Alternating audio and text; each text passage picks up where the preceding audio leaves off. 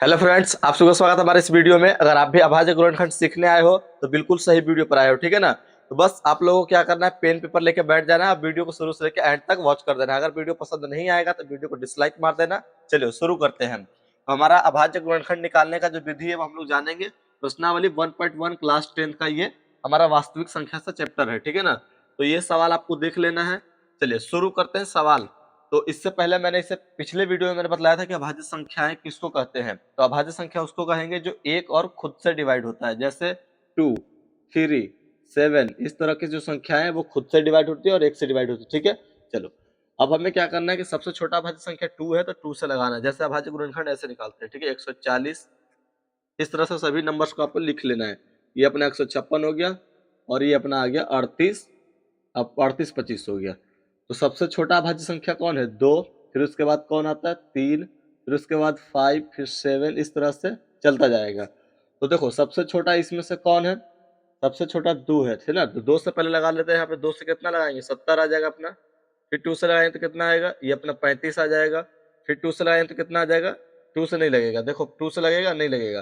अरे 3 से भी नहीं लगेगा, ये 5 से लग जाएगा, ठीक है। कितना से लगेगा? 5 से। तो यहाँ पे अपना 5 लगा लेना, यही आपको बस चेक करना है, ठीक है। तो ये अपना 7 आ जाएगा और 7 से लगा दो, यहाँ पे कितना आ जाएगा? 1 आ जाएगा। अब बोल रहा है कि इसको अभाज्य गुणनखंड के रूप में लिखो। तो देखो कैसे लिखेंगे। ये 2 कितनी बार आया हुआ है? 2 बार है, तो 2 की पावर 2 कर दो और इंटू लगा दो। 5 कितनी बार है? 1 बार, तो 5 लिख दो। और ये 7 कितनी बार है? तो 1 बार, अपना 7 लिख दो। यानी 140 का अभाज्य गुणनखंड अपना यहाँ पे निकाल लिए। कितना आ गया? 2 की पावर 2 इंटू 5 इंटू 7, अपना यही हो गया। अब देखो, अब 156 का मुझे निकालना है। तो देखो कितने किससे स्टार्ट करेंगे? 2 से स्टार्ट करेंगे। तो देखो यहाँ पे 2 हो गया। इसका मतलब आधा करें तो कितना आ जाएगा अपना? देखो 56 का आधा होगा 28 और 50 100 का आधा होगा 50, तो ये अपना 78 आ जाएगा। फिर अपना 2 से लगा देंगे तो ये कितना हो जाएगा अपना? ये अपना 39 यानी 39 आ जाएगा। अब ये क्या, ये 2 से लगेगा? नहीं लगेगा। अब देखते हैं आगे 3 से। तो 3 से लगने वाला, तो ये अपना 39 13 बार में आ जाएगा। 13 से फिर लगा देंगे, अपना 1 आ जाएगा, ठीक है ना। तो इस तरह से आप जो है आसानी से निकाल सकते हैं। मैंने बता दिया कहाँ से स्टार्ट कर सकते हैं, 2 से, 3 से, 5 से, 7 से। चलो अब इसको लिखेंगे कैसे। 2 कितनी बार है? तो 2 जो है 2 बार है, 2 बार आया। 3 और ये अपना 13, यानी यही अपना 156 का अभाज्य गुणनखंड हो गया, ठीक है ना। तो आप लोग अच्छे से सीख गए होंगे। चलो एक और सवाल मैं आपको करा के दिखा देता हूँ। देखो क्या ये 2 से लगेगा? नहीं लगेगा। 3 से लगेगा। तो देखो 3 से आपको लगाने के लिए क्या करना होगा कि 3, देखो 3 से चेक करने का तरीका मैं बता रहा हूँ। सबको जोड़ दो और सबको जोड़ने पर अगर 3 से डिवाइड हो रहा है तो हम 3 से लगा सकते हैं। देखो 8 3 11, 11 2 13 और 13 5 कितना हो जाएगा? 18, यानी 3 से लग जाएगा, ठीक है ना। तो देखो 3 से लगेगा, 3 से लगा लेते हैं। 3 एकम 3 हो जाएगा, 3 दूना 6 हो जाएगा, 2 बचेगा। तो ये 2 यानी 7 आ जाएगा और अपना एक 5 और 15 यानी अपना 5 आ जाएगा। 1275 आ जाएगा, ठीक है, 3 से लगाने पर। फिर उसके बाद देख लेते हैं कितना क्या लगेगा कि नहीं। तो 2 और 1 3 और ये अपना हो जाएगा, यानी ये भी 3 से लग जाएगा। तो 3 से लगा लेते हैं यहाँ पे। तो ये अपना आ जाएगा 4, ये फिर अपना आ जाएगा 2 और ये अपना 5 आ जाएगा, ठीक है। तो इस तरह से आप जो है 3 का पहाड़े से आप लगा सकते हैं। अब देखो क्या ये भी 3 से लगेगा? तो देखो 2 और 6, 2 4 कितना हो गया? 6 या 5 11, ये 3 से नहीं कट रहा है, तो यानी 5 से फिर लगाएंगे। आगे बढ़ते हैं, 5 से लगा लेते हैं। तो देखो 5 से लगेगा तो 8 आ जाएगा, है ना। 8 8 5 40 और फिर आ जाएगा अपना 5 यानी 85। फिर उसके बाद क्या ये 3 से लगेगा? लगेगा ही नहीं आगे, है ना। एक बार यदि 3 से खत्म हो गया तो खत्म हो जाएगा। फिर उसके बाद आगे देखते हैं 5 से, तो ये अपना 17 आ जाएगा। फिर 70 से एक बार लगा लो, ये अपना आ जाएगा। 3 कितनी बार आया हुआ है? तो 3 2 बार आया हुआ है। 5 कितनी बार है? 5 2 बार है। और 17 कितनी बार है? 1 बार है। यही अपना आ गया 38 25 का अभाज्य गुणनखंड, ठीक है ना। तो मैं आपको एक सवाल देता हूँ बुक से, ठीक है। वो उसको आपको कमेंट बॉक्स में करके बताना है। तो ये अपना है 5005, यानी इसका जो है कमेंट बॉक्स में बताइएगा कितना अभाज्य गुणनखंड होगा, ठीक है।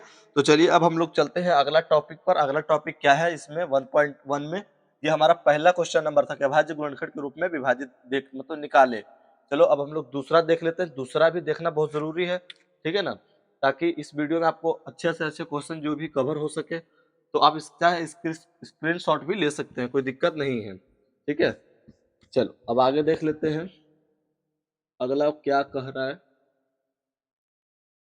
आपको शुरू से लेके बस एंड तक देख लेना है वीडियो, एक भी सवाल नहीं छूटेगा, ठीक है ना। और मैं जो जो सवाल कराऊंगा ऐसा नहीं कि एक भी समझ में ना आए। तो चलो दूसरा देखते हैं, दूसरा क्या बोल रहा है। ठीक है। दूसरा सवाल है, अगर आपके पास देखो, अगर आपके पास बुक होगा तो आप बुक में देखेंगे क्या लिखा होगा यहाँ पे।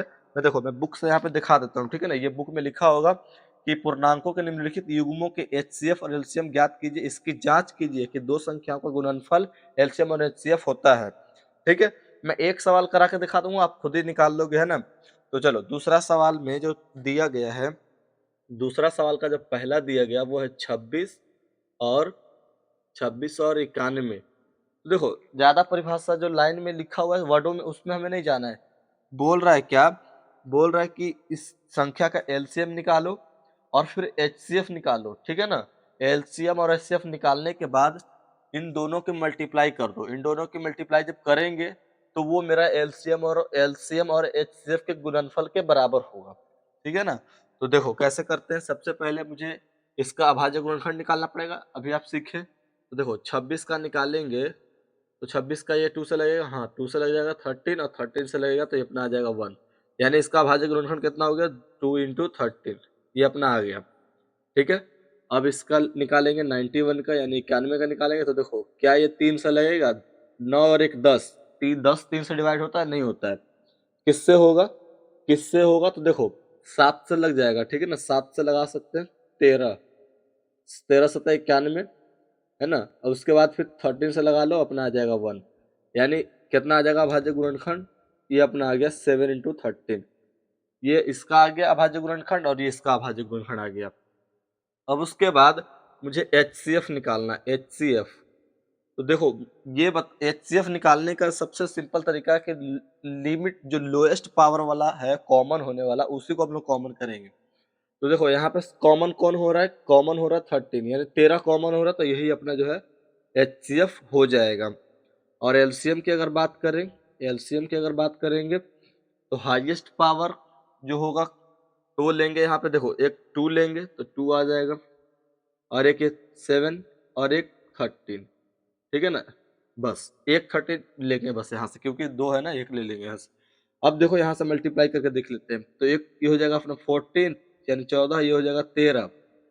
अब मुझे बताओ कि 14 गुने 13 कितना हो जाएगा। देखो 13 गुने 13 कर सकते हैं, है ना। 13 गुने 13, इसको 14 को लिख सकते हैं ना, 13 प्लस 1, और 13 गुने 13 कितना होगा 169, अब प्लस में हो जाएगा 13, है ना। अब उसके बाद इनको जोड़ लेते हैं, जोड़ने के बाद कितना आ जाएगा, देखो 9 3 कितना हो जाएगा 12, और ये हो जाएगा 6 1 7 और 1 8, ये अपना आ जाएगा 182 आ जाएगा। यानी इनका जो गुणनफल कितना आ गया, ये कितना आ गया अपना 182 आ गया। एलसीएम कितना हो गया 182 हो गया। अब हमें जांच करना है कि 13 गुने 182, 13 गुने 182 जो है, 13 गुने 182 क्या इन दोनों नंबर के बराबर है, क्या इन दोनों नंबर के बराबर है। जो मैं बोल रहा हूँ ध्यान से सुनिएगा, ठीक है ना। अगर आपने एक सवाल करना सीख लिया तो बाकी जितने भी सवाल आप खुद कर लोगे, ठीक है। तो इन दोनों का जो मल्टीप्लाई है, क्या इन दोनों मल्टीप्लाई के बराबर है, तो देखते हैं करके। ये अपना कितना है 26, और ये अपना कितना है 91, बराबर कितना हो जाएगा एलसीएम गुना एचसीएफ, एचसीएफ कितना है 13, और एलसीएम कितना आ गया 182। देखो मैं आपको एक टेक्निक बताता हूँ यहाँ पे कितना, वो टेक्निक क्या है, गुना करने की हमें जरूरत नहीं है। देखो इस 13 को लिख सकते हैं ना, मतलब 26 को लिख सकते हैं 13 गुने 2, फिर इसमें लिखेंगे 91, और बराबर आ जाएगा 13 गुने 182। ये बराबर का तो चल ही रहा है। अब देखो 91 में 2 से अगर मल्टीप्लाई कर दे, 91 में अगर 2 से मल्टीप्लाई कर तो क्या 182 होगा, हाँ हो जाएगा। और फिर बराबर में 13 गुने 182 हो जाएगा। अब ध्यान से देखो कि इधर जो हम प्रोडक्ट निकालेंगे गुना करके, वो इधर के बराबर आएगा। क्यों, क्योंकि ये भी संख्या सेम है और ये भी संख्या सेम है।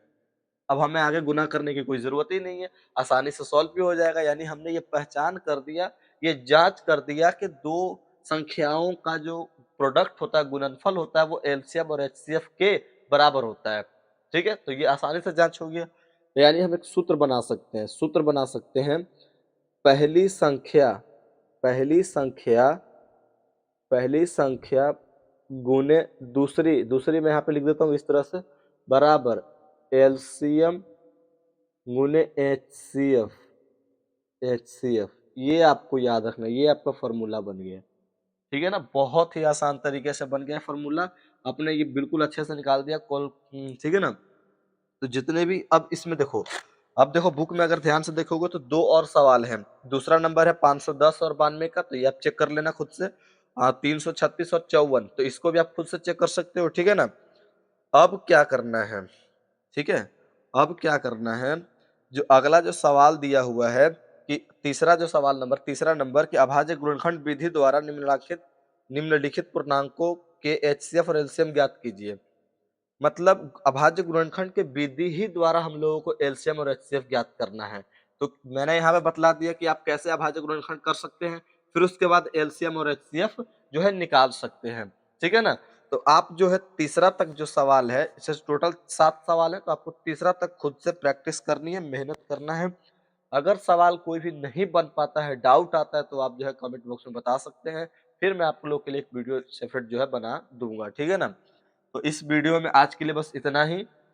ठीक है, अगर अच्छा लगा तो इस वीडियो को लाइक कर देना, दोस्तों तक शेयर कर देना, और ऐसे ही वीडियो सीखने के लिए जो है चैनल को सब्सक्राइब कर लेना, ठीक है। जय हिंद, जय भारत।